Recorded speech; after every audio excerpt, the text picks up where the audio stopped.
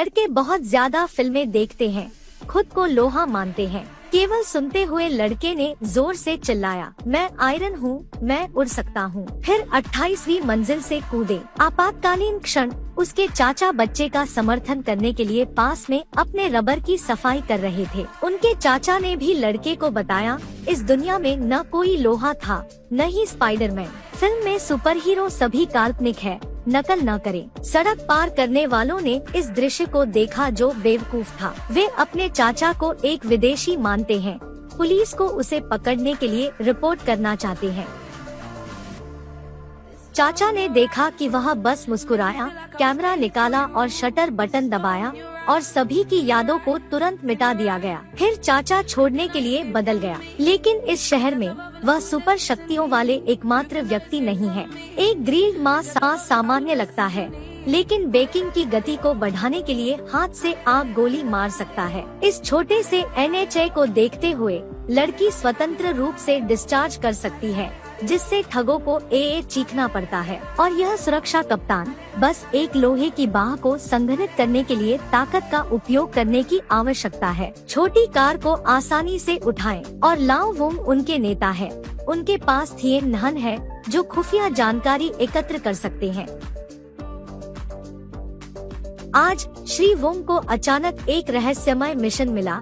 वे तुरंत घटनास्थल पर पहुंचे। वहां लोगों का एक समूह था जो उपकरण को गुप्त रूप से चुपके से पकड़े हुए था और मैनहोल चोरी करना चाहता था। वे कार्रवाई करने की योजना बना रहे थे।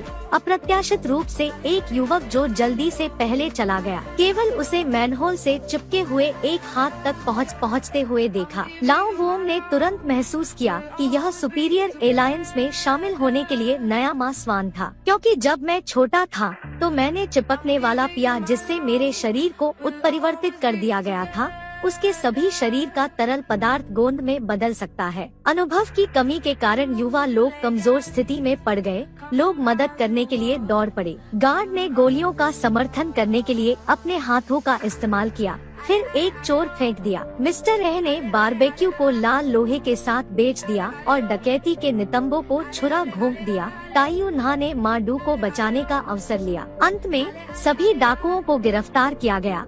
लाओ वोंग ने एक रहस्यमय मंत्र पढ़ा, एक दस्यु को सम्मोहित किया। डाकू के शब्दों के माध्यम से यह पता चला कि उन्होंने विदेश में बेचने के लिए मैनहोल कवर चुरा लिया है। विदेशियों को लगता है कि चीन की सीवर केप बहुत अच्छी है, इसलिए वे टैंक बनाने के लिए खरीदना चाहते हैं। उसके बाद लाओ वोंग ने चोरों की यादों को मिटाने के लिए कैमरा निकाला। इसके बाद उन्होंने मा स्विंग को एक लड़ाई सिखाई, उसे चेतावनी दी कि बाद में अपने दम पर अभिनय न करें। लेकिन शहर के एक अन्य कोने में एक आपदा होने वाली है। इस सामान्य नारंगी को देखते हुए बिल ने दवा की एक रहस्यमय खुराक को इंजेक्ट किया। नारंगी धीरे धीरे 2 फलों में बदल गया। उसके बगल के मालिक आश्चर्यचकित थे। बिल ने बताया कि यह नवीनतम प्लांट क्लोनिंग तकनीक है जो उनकी कंपनी शोध करती है। बॉस ने जल्दबाजी में इसे चखा। अप्रत्याशित रूप से यह बहुत मीठा था। हर कोई बहुत संतुष्ट है। इस परियोजना में तुरंत निवेश करने का फैसला करता है। लेकिन उनके जाने के बाद बिल को एक माउस में सिगरेट के साथ इंजेक्ट किया गया था। इसमें कोई संदेह नहीं है कि माउस तुरंत विस्फोट हो गया।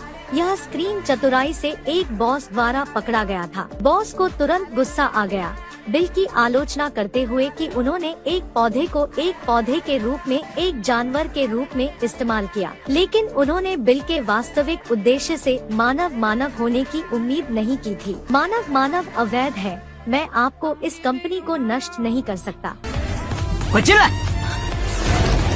अचानक बिल ने अधीनस्थों का एक समूह कहा। उसे और उसके अंगरक्षक को पकड़ते हुए उसने अपने असली चेहरे का खुलासा किया। मैं आखिरकार मनुष्यों पर प्रयोग कर सकता हूँ। उन्होंने एक ट्यूब को अंगरक्षक में इंजेक्ट किया। बॉडीगार्ड ने दवा का तुरंत जवाब दिया, लेकिन परिणाम एक माउस की तरह था। मौके पर विस्फोट हुआ। बिल अभी भी हार नहीं मानते, दूसरों के साथ कार्रवाई करना चाहते हैं। महत्वपूर्ण समय में माडू समय पर आया और लड़की को बचाने के लिए गोंद का इस्तेमाल किया। कायू एनएचए ने मानव प्रौद्योगिकी के लिए सामग्री वाले कंप्यूटर को नष्ट करने का अवसर लिया। बिल ने देखा कि अस्थिरता तुरंत भाग गई, न कि सावधानी से सुरक्षा गार्ड का सामना करना पड़ा। इस समय बिल पूरी तरह से पागल था।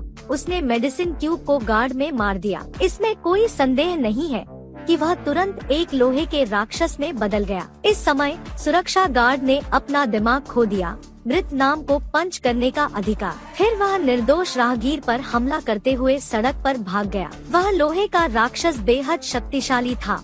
एक चालक को दसियों मीटर की दूरी पर उड़ते हुए फेंक दिया। उसके बाद कार को फेंकना सुविधाजनक था। वांग और हर कोई जिन्होंने टीवी पर खबर देखी कि सुरक्षा गार्ड को उत्परिवर्तित किया गया था, वह तुरंत घटनास्थल पर गया। स्विंगिंग कोड ने गोंद का छिड़काव किया। लोहे का राक्षस फंस गया। कायू नहा और उनके भाई ने राक्षस पर हमला करने के अवसर का लाभ उठाने के लिए बारबेक्यू बेच दिया, लेकिन राक्षस बेहद मजबूत था। दोनों को इसके द्वारा पीटा गया था। उसके बाद आयरन मॉन्स्टर ने कड़ी मेहनत की, एमए स्विंग को जमीन पर खींच लिया। यह देखकर लाओ वोंग ने व्यक्तिगत रूप से कार्रवाई करने का फैसला किया। उन्होंने अचानक अपने चश्मे को कम कर दिया। लोहे के राक्षसों को सम्मोहित करने के लिए प्राचीन रहस्यमय चाचाओं का पाठ किया। टाइकून में भी मारा। प्रतिद्वंद्वी ने लाओ वोंग की तकनीक को नहीं मारा, लेकिन उन्होंने उड़ान भी भरी। वह अब बहुत मजबूत है। उसका पूरा शरीर लोहा है, यहाँ तक कि वह लोहे है। ऐसा लगता है कि वह केवल अपने भाई को यहाँ बुला सकता है। उसका भाई कौन है? एक ताओवादी। अप्रत्याशित रूप से उसका भाई एक ताओवादी था। उन्होंने एक आकर्षक उपस्थिति के साथ अपनी साइकिल चलाई। फिर सभी के अवलोकन की नजर में हवा में उड़ान भरे। इसके बाद हाथ ने एक आकर्षण मंत्र का मोहर निकाला। लाम बिन्ह नकली लड़ाई पैसे पर कानून के रूप में दी गई।